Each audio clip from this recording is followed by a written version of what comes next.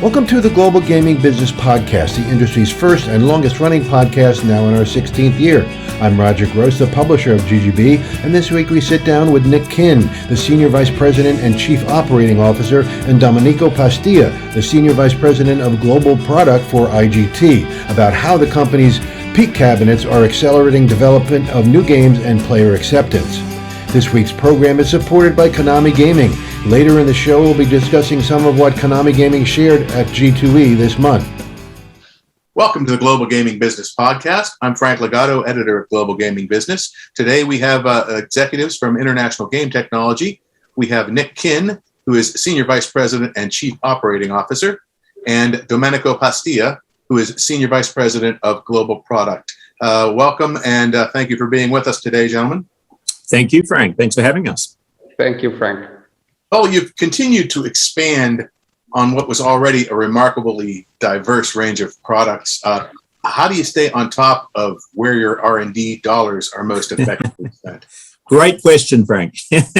Look, we spend a lot of time on this, in all honesty. And it is a very disciplined process. It really is.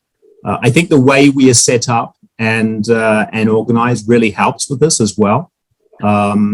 I'm not sure how many of your listeners know this, but each of our main lines of business have dedicated product teams who do a lot of research on their respective markets and are charged with really developing a detailed long-range roadmap for each of their businesses. And of course, we're always assessing, the strength of our offerings against what's in the marketplace, against what our customer expectations are as well. And then, of course, we look at the cost of delivering those proposed roadmaps and compare that to our mid to long-term kind of revenue projections from each of those business lines. So it really is, it's quite a disciplined process.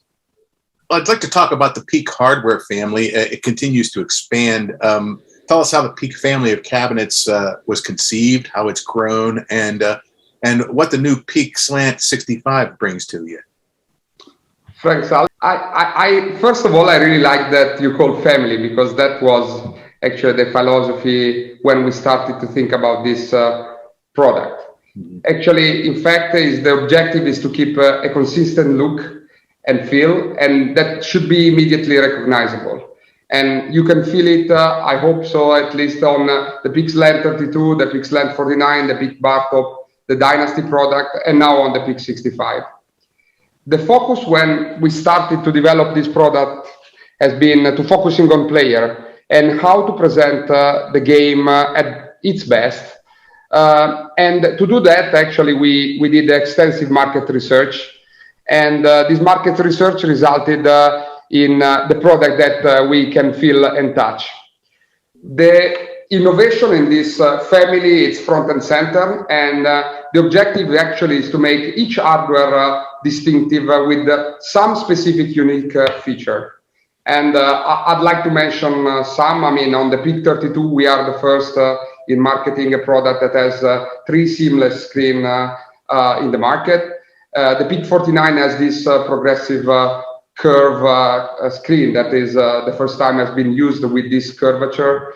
And I would say the Peak Bar Top is probably the best example that has been the result of a lot of research, working with bartenders, working with customers to make sure that the product is the best. And actually the feedback we receive now that we are installing it is excellent. So at the end, now with the Peak 65, we are introducing a large format, as you can feel from the name, is a 65-inch. And it's self-merchandise, and I think it will present in an incredible way the games that we are going to show at G2E. So we are looking forward to share with you and all the customers that will be there. Are there also commonalities between all the Peak products?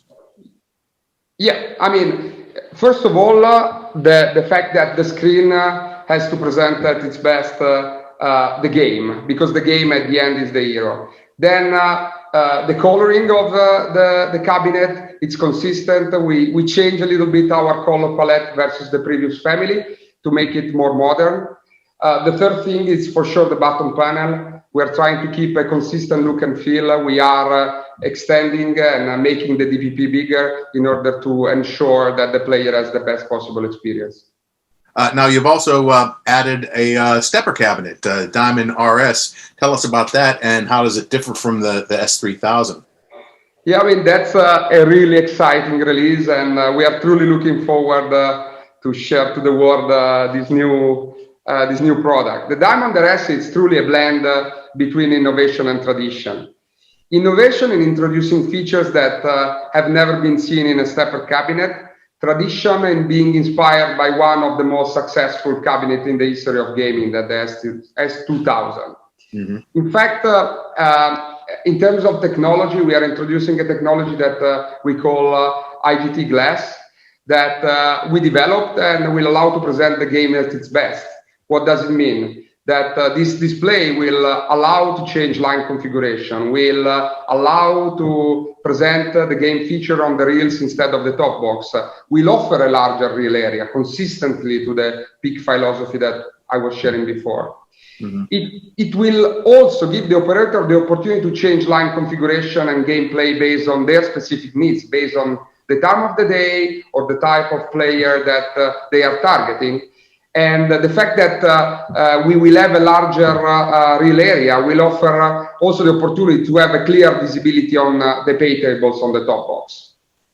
In terms of launch package, we also applied somehow the same approach by leveraging the extensive library that IGT has, as well as trying to innovate and bringing some features that we saw successful in other segments into this product.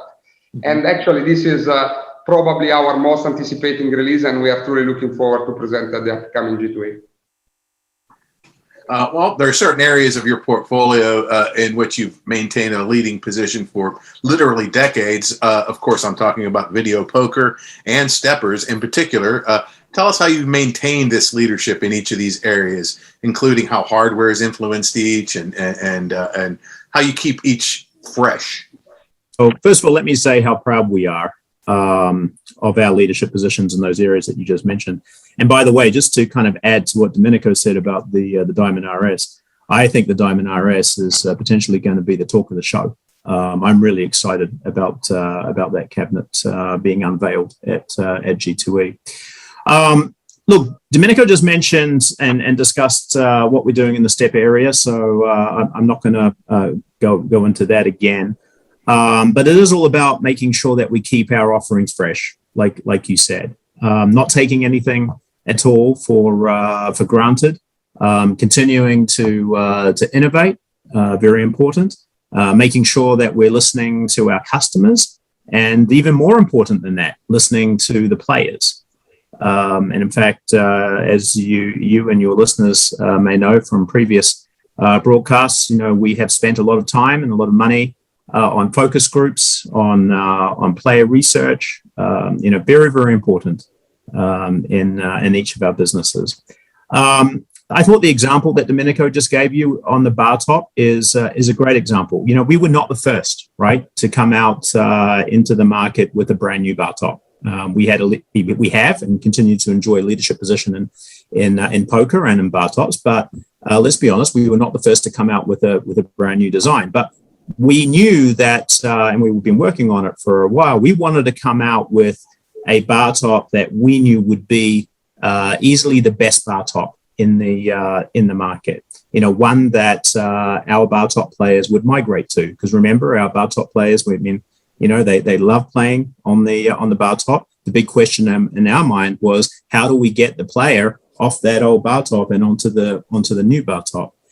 So we definitely took the time to make sure that we designed the product right, and to make sure that we would get that player buy-in, right, and migrate the player off the old bar top onto the new bar top. So we spent a huge amount of time testing our various prototypes, testing it with the players themselves, the operators, and as Domenico just mentioned, even bartenders. And the feedback that we got from them was absolutely critical to us coming out with a product that I know the team are really very proud of, and it's been hugely successful in the market.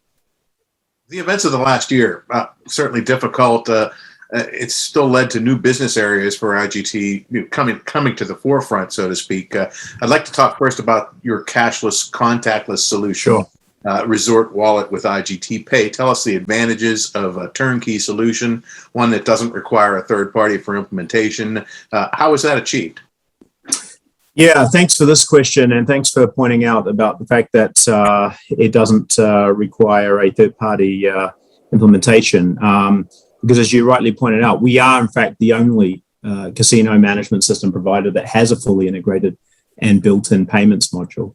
And to kind of explain what that means, if you kind of take the player experience, it really gives the players the ability to transfer money from external sources, so from their bank account or from their credit card, directly to their player account, and without a need to connect to a third-party payment solution. And so really, we're very proud of that. I think it's going to do a lot in terms of enhancing the overall player experience. I mean, my team and I talk constantly about how our solution, I think, will afford the best player experience out there when it comes to cashless solutions. So because you don't need to have the player have to transfer funds, right, from their bank account or credit card into another wallet, and then transfer those funds from that wallet to their loyalty account, and then have to transfer it to the machine. You take out that extra step.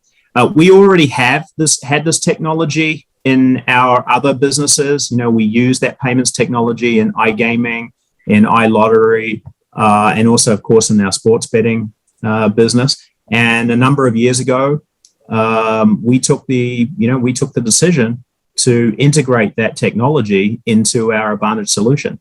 And I wish we could all sit here and say we had foresight of this whole COVID pandemic and cashless, the interest in cashless that we're seeing this year. But we knew that cashless was going to become relevant and important, and we wanted to make sure that we were properly set up for it. And so that was something that we decided to do a number of years ago, and now I think we're going to really benefit from that integration. It's, unless I'm mistaken, IGT Advantage is required for this solution. Has this led to increased adoption of your casino management system? And is it possible to offer the solution to properties that do not use IGT Advantage? Today, it's not possible for the solution to be used by customers who do not have Advantage, because, as I just mentioned, we've integrated that payment solution into the Advantage casino management system. So if you want to offer that superior kind of player experience, that player journey, then you would really need to have the Advantage casino system. I think it really has set us apart from the competition in terms of what we have done versus what the others have done. And it has definitely led to some really interesting discussions and conversations with casinos who don't have Advantage today, but who are really seriously looking at wanting to offer, the best kind of cashless experience, the best cashless solution to their customers.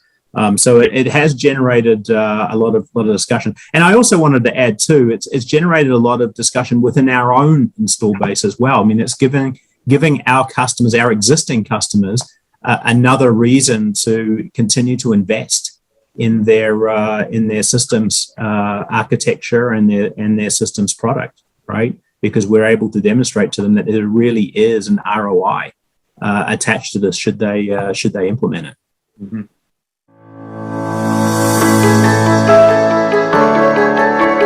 In case you didn't have a chance to count, Konami has 5 different Dimension cabinets at G2E this year. 5 unique form factors, all based on the award-winning best slot product Dimension 49J. This machine has been a big win for players and operators, and Konami says they're driving even greater results with the expanded line.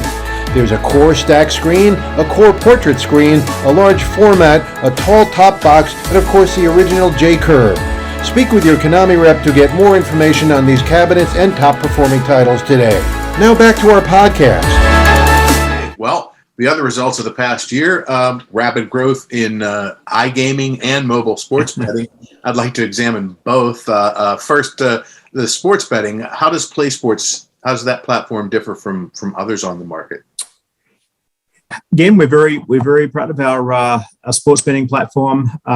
We spent a lot of time working on that platform and actually getting it approved in Nevada. We're one of the very few new sports betting platforms that are actually approved in Nevada. There's a lot of older platforms that and legacy platforms that are out there that have been approved in Nevada, but we're one of the few kind of newer sports betting platforms that have been approved. So I think we're obviously demonstrated to the market that we're reliable. We can be very, this platform can be very quickly installed. Many of our customers were first to market in terms of putting in the platform and going live with their sports betting offerings.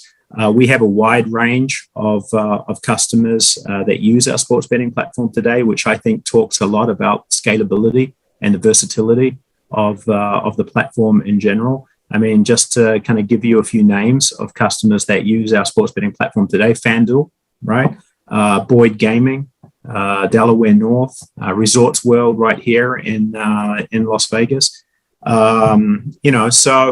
So we're very proud of our customer base. I think we publicly announced this, so I'm not telling you anything I shouldn't be telling you, but I think we're live in about 50 different sports books across the United States. If you kind of rewind a couple of years ago, I think we were really only live in a handful of sports books. So we've seen, like you said, phenomenal growth in that area. On the iGaming front, where are you importing IGT content for real money and social gaming sites? And do you have a proprietary remote gaming server? We absolutely do. We have a remote game server, an RGS. We've had it for many years, quite frankly. We port a lot of content, as you can imagine. Some of our best content is currently available on the RGS. Here in the United States, we've seen, obviously, due to COVID, we've seen phenomenal growth in terms of iGaming and iGaming revenues. Plus, of course, we've seen a couple of new states, open up when it comes to iGaming. More recently, we saw Michigan just open, and IGT's games are generating a significant share of the overall iGaming GGR. A lot of the games many of your listeners would know, games like Cleopatra, right? Cats, Da Vinci Diamonds, Fortune Coin. I think we even have some Wheel of Fortune games on there. So, many of our popular games are available on the RGS. Video poker as well, right? Video poker. Mm-hmm. I've seen Ultimate X. Absolutely. So how could I forget video poker? Another growth area, historical horse racing. Where are you in the HHR market, and how has that business expanded for you? Frank, I think that historical horse racing is here to stay, and we are really, really happy to be part of it since the beginning.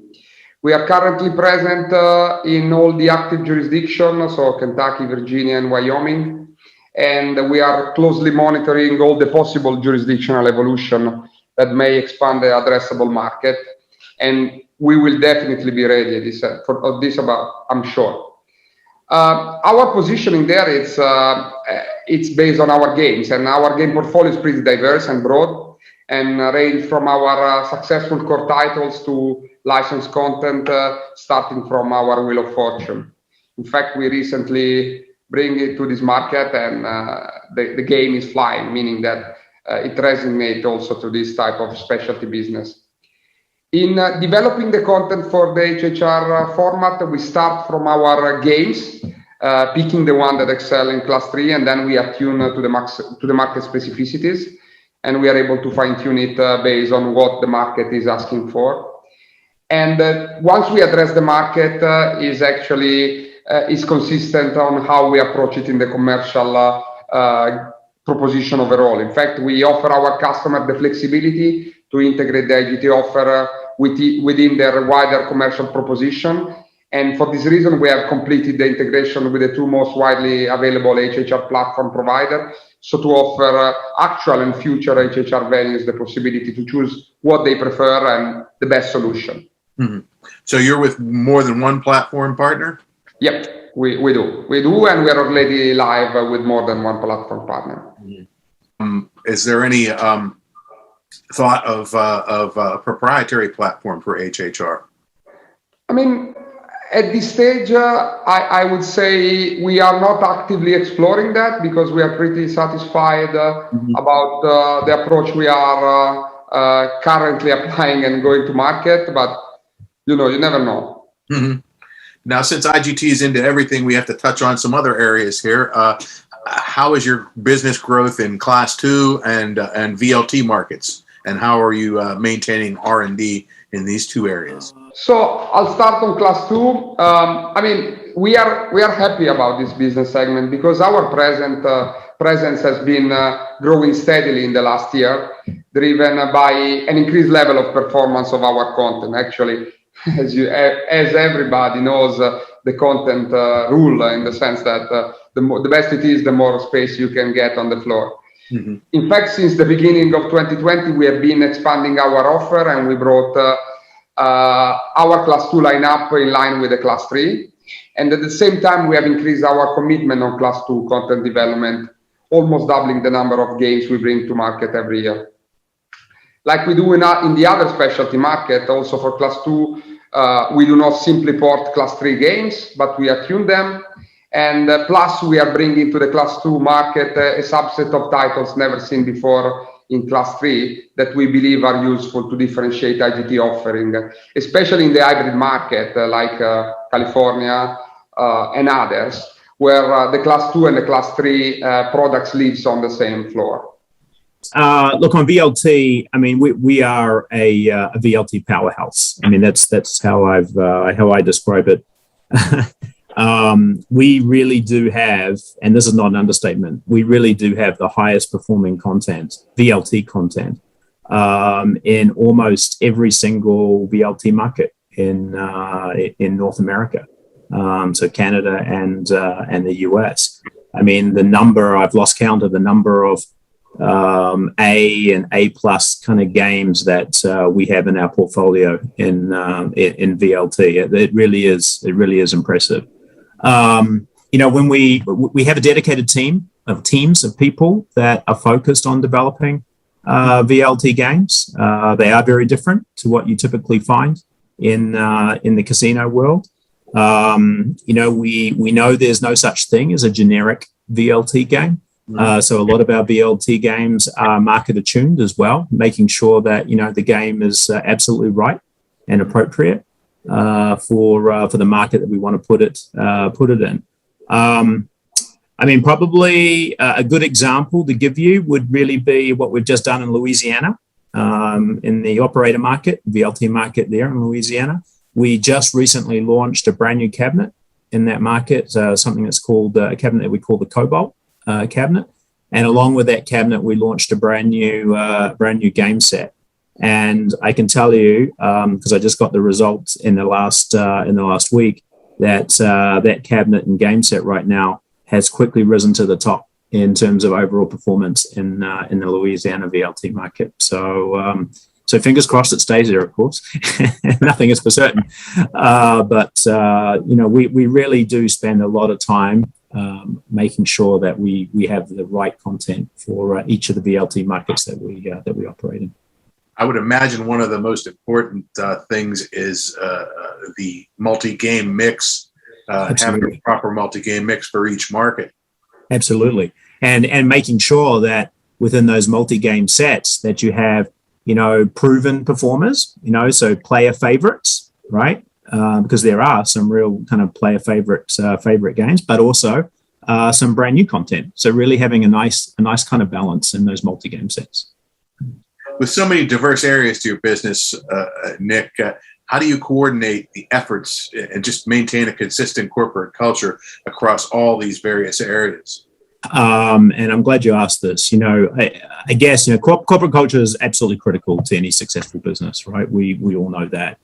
And as you said, we operate in many different and diverse areas, but it's really important that our values are consistently applied across our entire organization.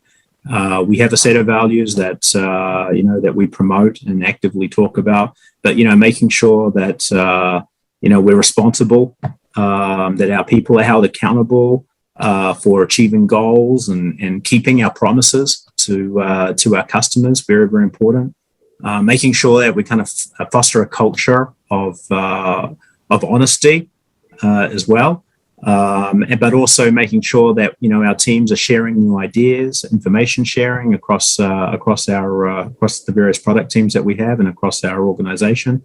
Making sure that we are collaborating. So collaborative is another key value of ours at IGT. Not just internally, by the way, but collaborating externally as well. And again, I think you may know this, but every year, obviously, we didn't do it last year because of COVID, but every year we hold customer advisory boards.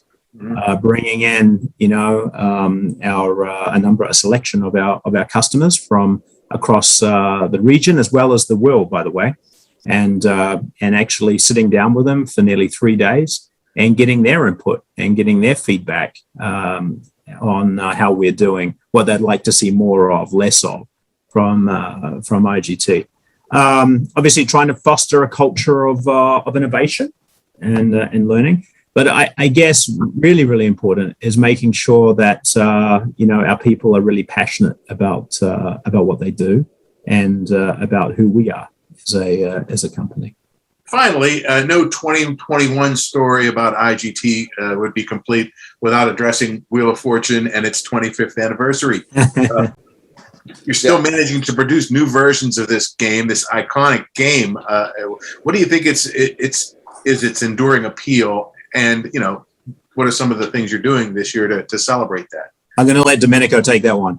Yeah, and I'll do with a lot of pleasure, given my background, I think.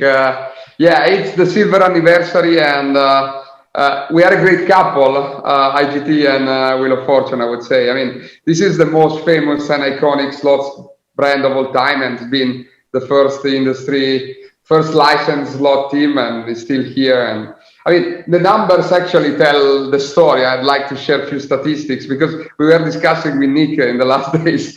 And actually, there are Wheel of Fortune created more than 1,000 millionaires since inception.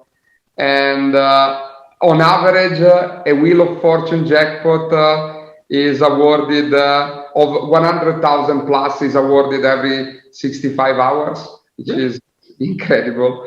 And it paid more than 3.3 billion in jackpots. So I mean, it made a lot of people happy, first of all, including ourselves actually. And how we could keep in such a great shape, I think it's a combination of factors. One is diversity. Actually, with Wheel of Fortune, we are addressing many different player segments. I mean, the stepper player is different from the video player, but both find Wheel of Fortune an appealing gameplay and game mechanic. For sure, we remain loyal to the wheel in the sense that we keep all the features of the wheel consistent. We are people that are incredible experts and make sure that we keep this brand consistency in each and every game. So you will see that each and every game that we launch is having the voiceover Wheel of Fortune that is exactly the same. Then the game design is at the core nature. I mean, Wheel of Fortune is a great starting point, but then the underlying game needs to be strong. And we are leveraging all our competent skill set and have dedicated talent that are able to manage this brand. And finally, I mean, it's ubiquitous in the sense that this property is not leveraged only in gaming.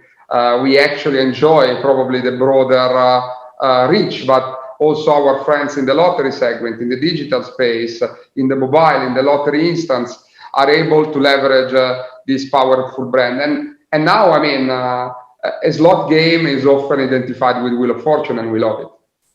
There's going to be a big celebration at G2E, as I understand it.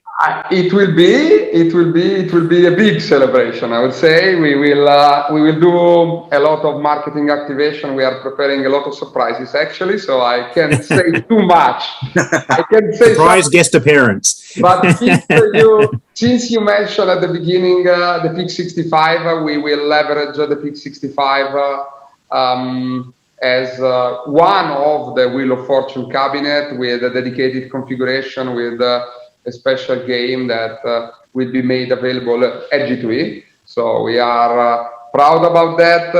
So that's a hint in terms of product. There will be other product launches, not only the 65, but the 65 coincide with the new cabinet, and a lot of marketing activation and surprises, I would say. I mean, Nick, we have a lot to share, and I hope, Frank, we can meet there and you can be part of the surprise, because there will be stuff to do. I'll be there. I will be there. Well, Nick and Domenico, thank you very much for taking the time today.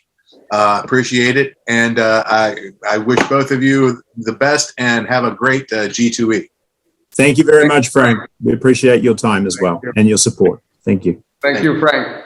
Have a wonderful day. Bye-bye. Thanks. Hope you enjoyed this week's GGB podcast with special thanks to Konami Gaming. Contact them today and ask them about the latest Dimension machines, or visit them online at konamigaming.com. To learn more about the industry-leading technology provider IGT, visit ggbmagazine.com.